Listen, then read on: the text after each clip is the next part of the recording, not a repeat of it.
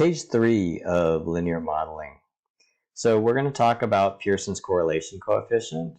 Pearson's correlation coefficient is a rating of how well the data points are lined up into a line. So 0 would be not lined up at all, and then 1 or -1 would be lined up perfectly, and anything between 0 and 1 would be somewhere in between. So for example, if you have a bunch of data points, and the way they name the data points is x subscript 1, y subscript 1, x subscript 2, y subscript 2, all the way to the last point, which would be x subscript n, y subscript n. If you don't understand this notation, that's okay. You don't have to understand the notation to use the equation.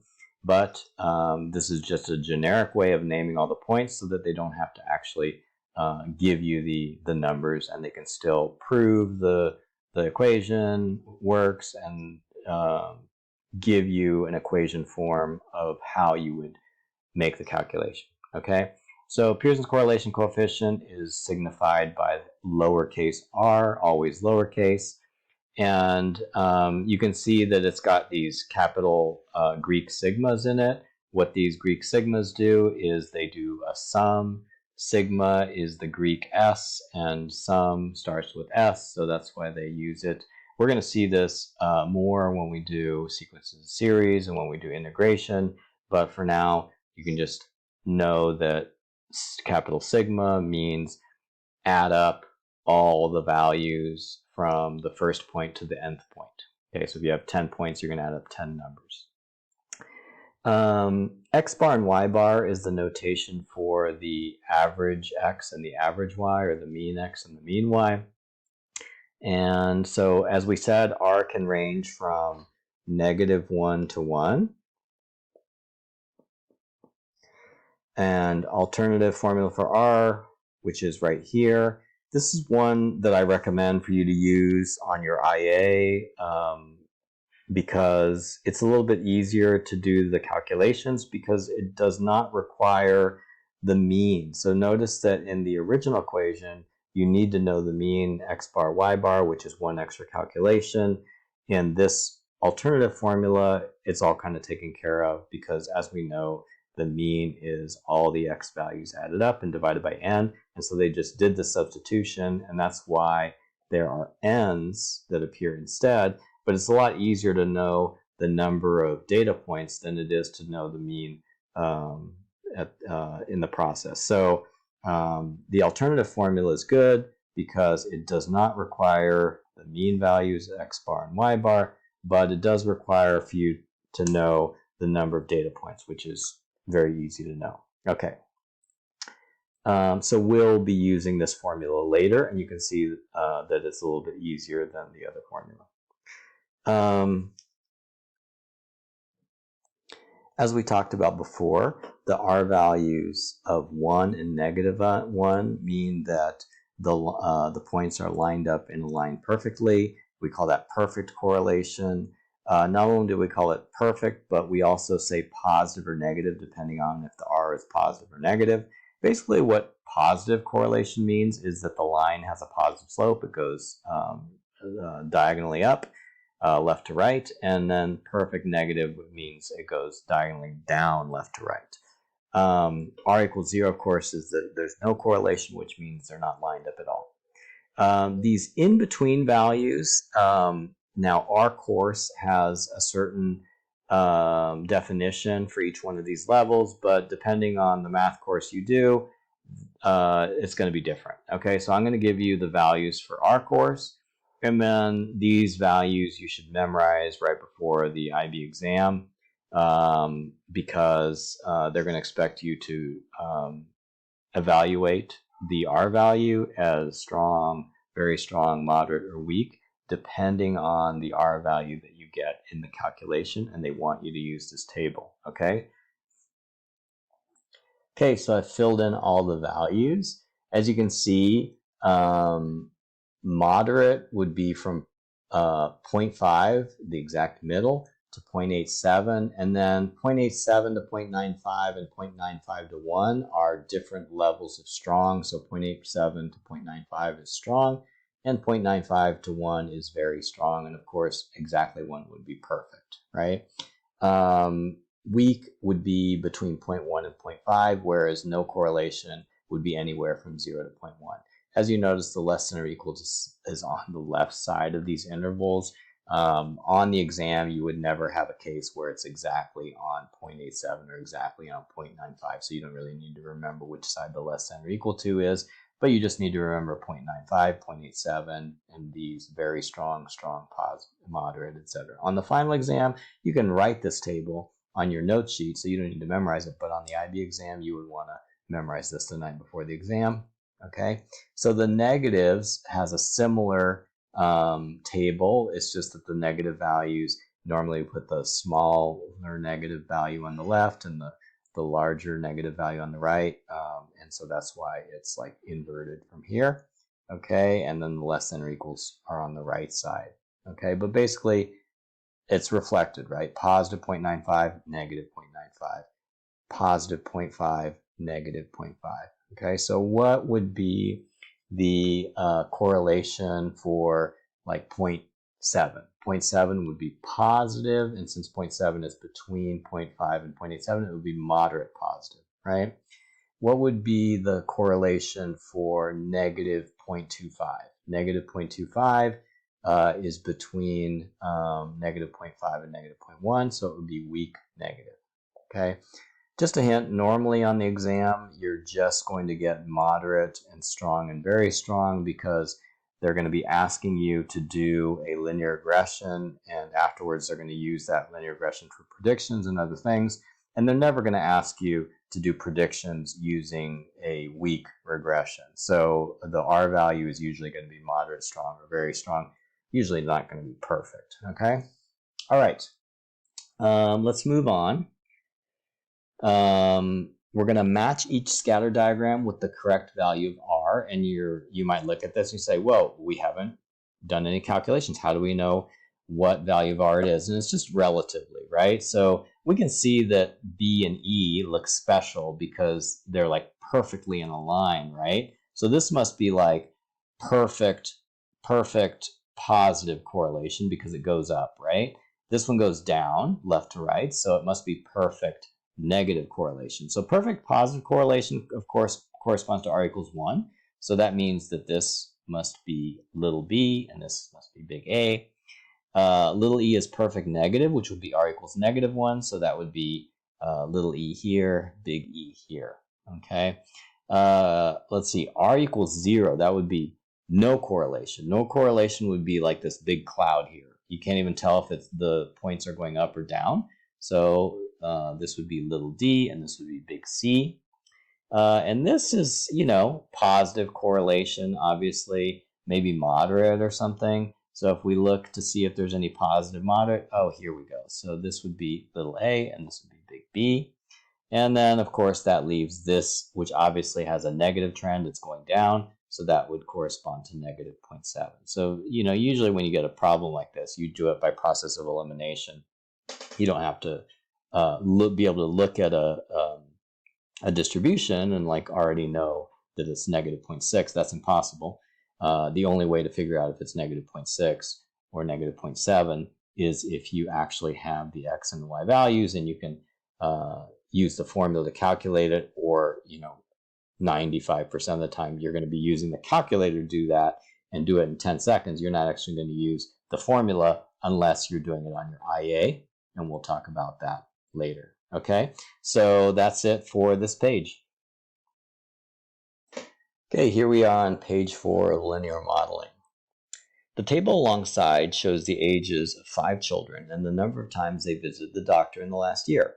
Only 5 data points. Why so few data points? Because we're going to do a manual calculation. You're going to be thanking God that there's only 5 data points.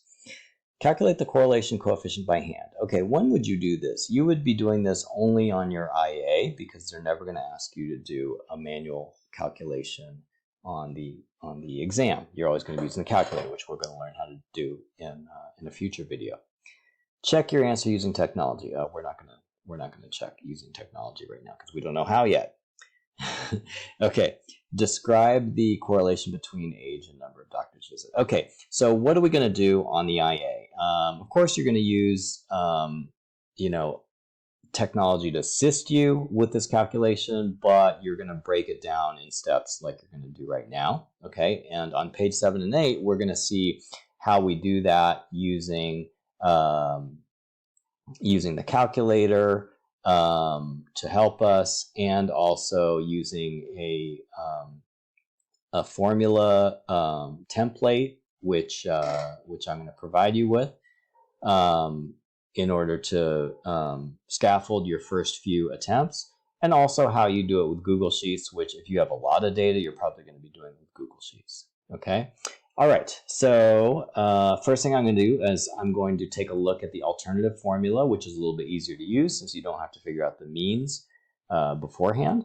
Basically, the information you need is the x's and the y's, right, for each point. We have 5 of each. We also need the number of pairs of points, which is the n value. The n value is going to be 5 in this case because we have 5 data points. Okay, you can also see that besides x and y, we need some interesting combinations like x times y, we need x squared, and we need y squared. That's pretty much everything we need. So let's title the 5 columns with our original data, which are x and y. We're going to have x squared, y squared, and xy also, because we need those. And do you notice that like everything is actually sigma x squared and sigma x? And remember what sigma means? It means total. So what we're going to do is we're going to write out our data using the first 5 rows. And then after that, we're going to total everything up. And then we're going to end up having the values for sigma x, sigma y, etc. Okay? You might not know what I'm talking about, but I think it's easier, instead of looking at these variables, to go through the process, and then it's easier to understand what the symbols mean. Okay, so don't worry that you don't understand everything yet. First thing I'm going to do is I'm going to write these 2 rows of numbers into my spreadsheet, it's not really a spreadsheet, it's like a table, but I'm going to write the 5 pairs of numbers in these first 2 columns labeled x and y. Okay, so in the x column, I'm going to put 2, 5, 7, 5, 8, and I'm going to put it in the order they give it to me. Then I'm going to put the y values, which are doctor's visits, 10, 6, 5, 4, 3, and I'm also going to put it in the order that they give it to me. It's super important that the 2 goes with the 10 and the 5 goes with the 6, just like I have it here. If you put it in the wrong order, it's going to mess up the R value. Okay, so let's see. For x squared, all I'm going to do is I'm going to square each one of these numbers. So for x squared, it's going to be the original value of x, which is 2, squared, which is going to be 4. For the next x value, it's 5. So 5 squared equals 25. The next one's going to be 7 squared, which is 49. The next one's going to be 5 squared, which is 25. And finally, 8 squared, which is 64. Right? So those are all my x squared values. Then I'm going to find my y squared values. The first one is 10 squared, which is 100. And the second one is going to be 36. 6 squared, 5 squared is 25. 4 squared is 16. 3 squared is 9. Pretty easy, right? Now I'm going to do x times y. So 2 times 10 is 20. 5 times 6 is 30. 5 times 7 is 35. 5 times 4 is 20. 3 times 8 is 24. Okay, we've already done most of the difficult calculation. Now what we're going to do is we're going to do the totals. Okay, so the totals, we're going to just manually total every column, but let me show you how the calculator can help you do this. Okay, so what I'm going to do is I'm going to use a function in the stat button. So first what we're going to do is we're going to do stat edit, and we're going to type in the x column and the y column into L1 and L2. I'm going to do that right now. I'm going to pause the video so that you don't have to watch me type these things in. By the way, just as an aside, you can see that 25758, I've already typed it in, and I typed the first 2 numbers in y. but this just reminded me of a problem that a lot of times you guys have when you are typing in your data. Sometimes you've already used your calculator for chemistry or something, and there's already data here, and you want to get rid of the data, and you don't want to sit there deleting every number separately. So what you do is you put the cursor on top of the L2, and what you're going to do is you're going to clear your list so that you can start over. Now, it's super important that you don't press delete, that you press clear. If you press clear and then you press the arrow, it clears the list. If you press delete, it's going to delete the L2 list completely, and then you don't even have an L2 anymore. And the only way I know to get it back is to reset the whole calculator. So don't use delete, always use clear instead. Now I can type in my 5 Y values. I'll be right back. Okay, I just put in my Y values, 10, 6, 5, 4, 3. I'm all ready now. I'm going to start generating some sums here without having to add everything up individually. How do I do that? I'm going to do stat, calc, 2 var stats. Super important that we use 2 var stats here and not 1 var stats.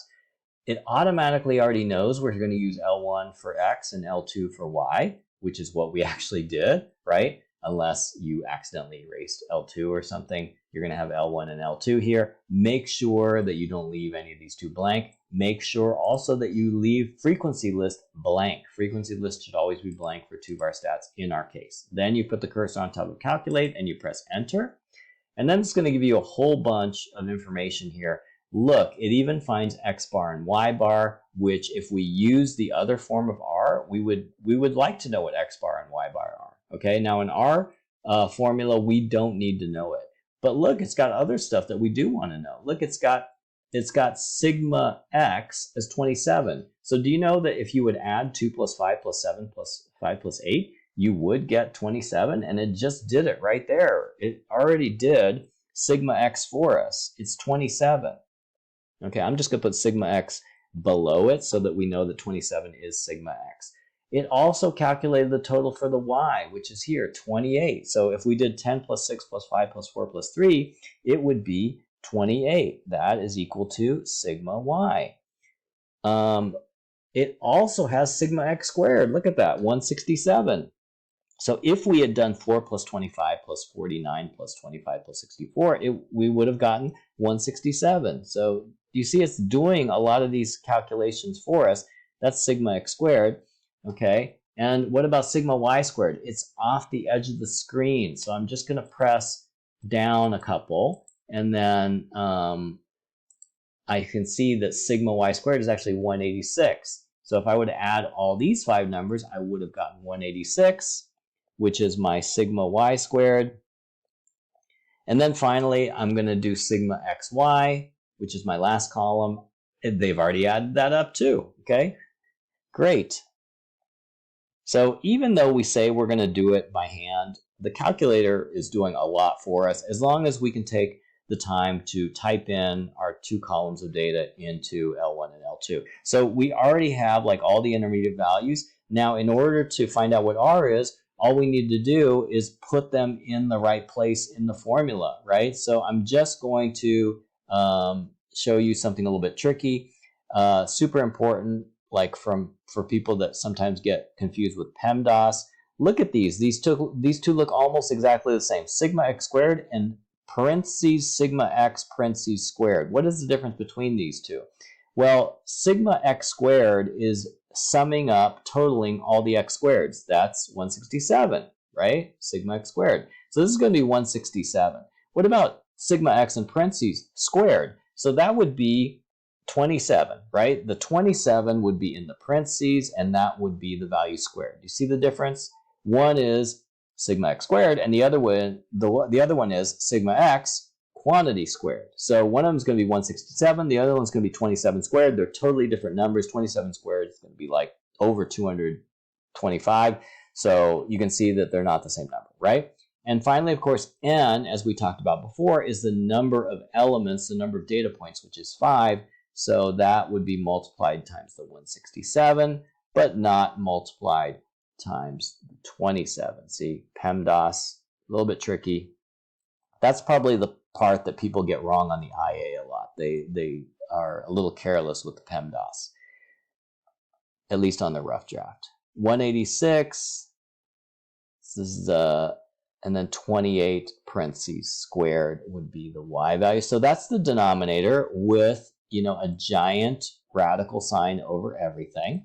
On the top, we're going to also have a 5, and then sigma xy, of course, is going to be 129. So I'm going to put that in parentheses there, and then minus, and then I'm going to have a sigma x times a sigma y, so it'd be 27 times 28. Okay, and so I'm done. Okay, I have everything filled in like this. This is exactly how you would do it on the IA. You would write all the substitutions one by one like this. And now we're going to use the calculator, of course, to figure out what the numerator and the denominator is.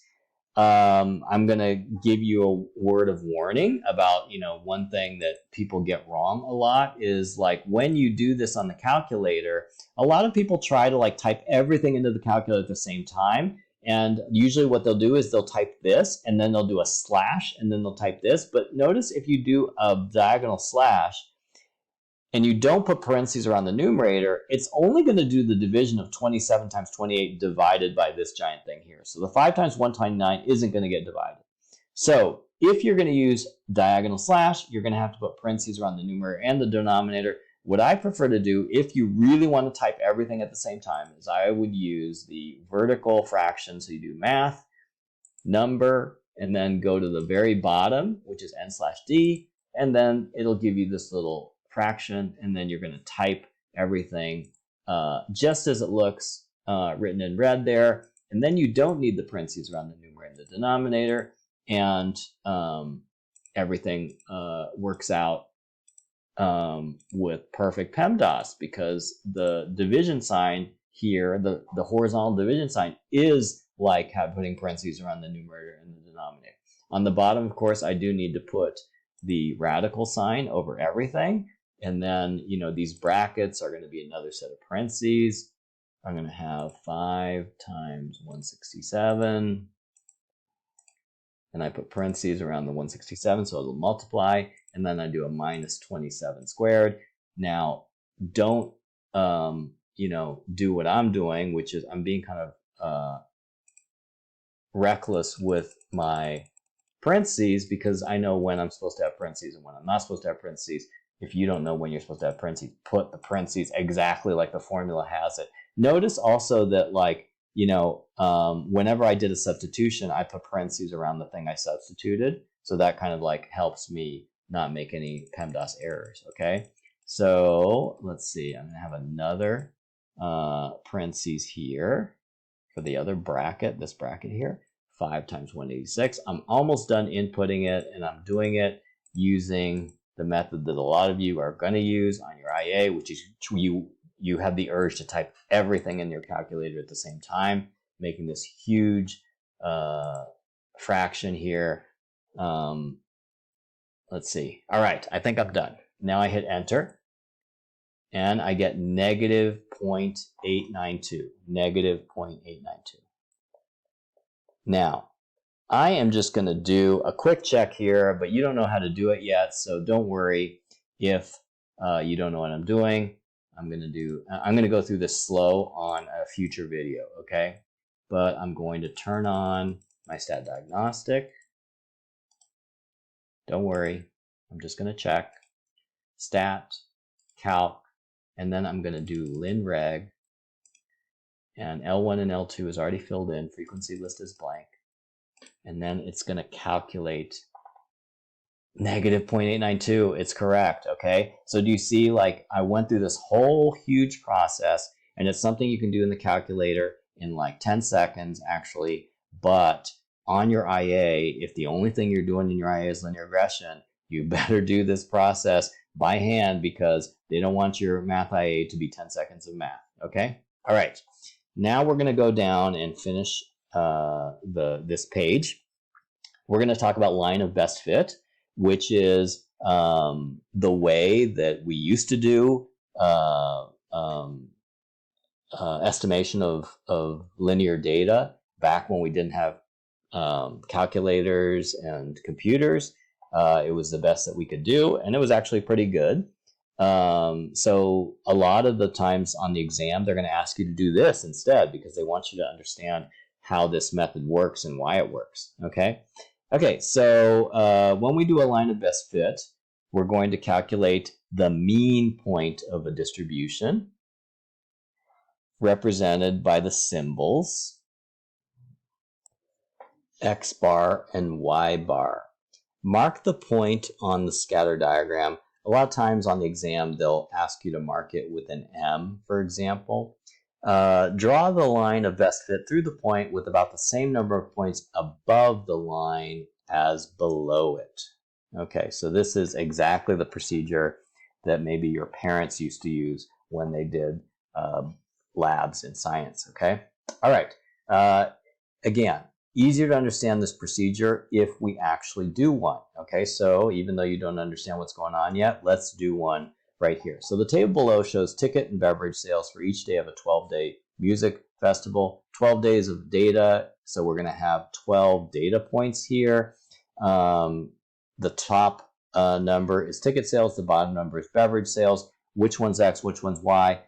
In this particular case, they actually tell us which one's X and which one's Y, but they're not trying to confuse you. Usually what they do is they give you the X data first and the Y data second, so don't get fancy and try to switch it up. Just take it in the order they give it to you.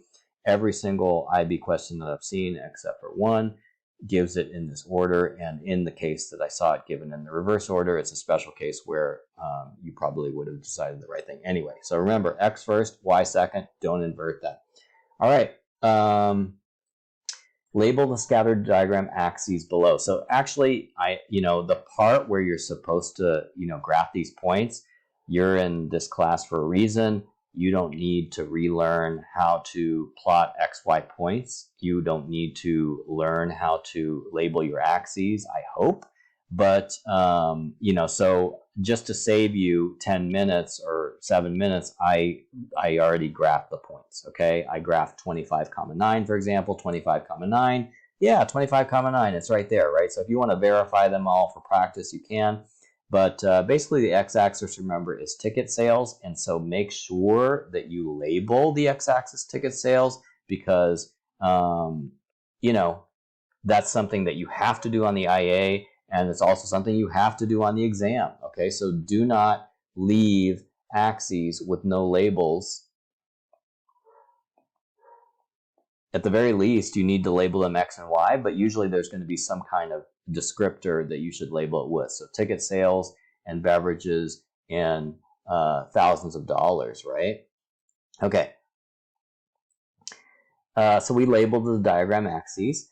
Find the mean point using StatCalc 2-bar stats and mark it on the diagram. Okay, so to do that, the best way to do it is with a calculator. Most of the time when you do a linear regression problem on the exam, you are going to be using calculator for paper 2. Okay, so I'm going to put all these data points into L1 and L2. Remember, the easiest way to clear them out is to put the cursor on top of L1 and L2, press clear, and then you can type in the new data. I'm going to type in the data offline.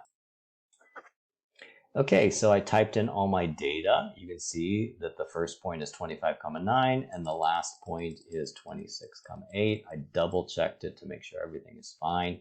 Now what I'm going to do is I'm going to find the mean point using StatCalc 2-bar stats. So I'll do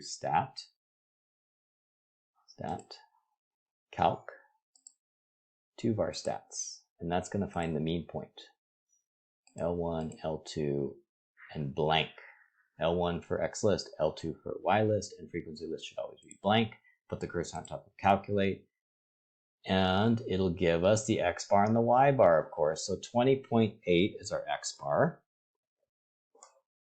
X bar is 20.8, doing 3 sig figs. Y bar is equal to 7. So if I marked 20.8, 7 in my graph, 20.8 would be about at 21 or so. 7 is about here. So it would be, I don't know, here. And I'm going to mark it mean point with an M, okay? And then, let's see, I'm going to draw the line of best fit. Now, the way you draw the line of best fit is I'm going to use blue here. You're going to draw a straight line using a ruler on the exam. Of course, it's kind of hard for me to use the ruler here. And the line needs to go in the general direction of your points with approximately the same number of points above and below, and it needs to go through the M value, okay? So let's see. How about like that, okay? I don't know, when I look at it, maybe not that great, but it does go through the M, which is what they're going to check on the exam. And if I count the number of points above and below, maybe not that great, but okay, it's okay. It's going in the direction of the points. Sometimes you can see in this data, it's pretty hard to go through this M value and also have the same number of points above and below. Maybe I could do it like a little bit less sloped, like maybe something like that. And then maybe, I don't know, still not that great. Okay, but you can see that like doing it using this method is not really an exact science. And when they check it, all they're going to do is they're going to make sure that you go through the mean point, and they also want to check that it approximately has the same number of points above and below, but they know you can't do miracles. Okay, so that is my line of best fit. You can see that actually now that you do have the line of best fit, this is how your parents used to do this. You find the slope by using this actual line. You draw a little, oops, didn't mean to do that. You draw a little slope triangle. You draw a little slope triangle, and then you see that you can measure like the delta y and the delta x and divide them and actually get the slope for this line graphically using a ruler and grid paper. And then you could also do the same thing here. You could find the y-intercept using the grid paper, okay? Now, of course, the way you're going to do it is you're going to use stat calcul and reg.